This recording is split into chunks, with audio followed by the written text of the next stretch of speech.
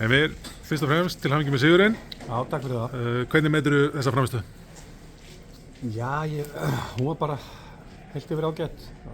Í fyrri hálfleik vorum ekki með gott kontról á leiknum og leiknum náttúrulega bara með gott lið og þetta var svona svolítið bara eiginlega stál í stál og þeir voru mjög grimmir og klárir í seinni boltana og við náðum svona og vorum sóknarlega svolítið óþolinmóðir og við náðum betri kontról á leiknum í seinni hálfleik. Þetta spila bara heilt yfir vel í seinni hálfleik og ég held að á endanum þetta verið sanngjarn sigur. Hvað fannst þér leikurinn vinnast? Já, mér fannst leikurinn vinnast á föstum leikadröfum. Verðum að segja það að mér fannst við alltaf líklegir og KS hann á skilið eina reyðivín frá mér. Gekk leikplanið upp í dag?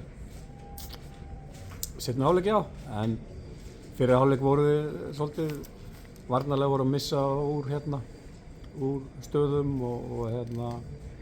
en eins og ég sagði, seinni hálfleikur var góður. Nú er það á toppnum eftir 6 umferðir, er það bara upp og áfram?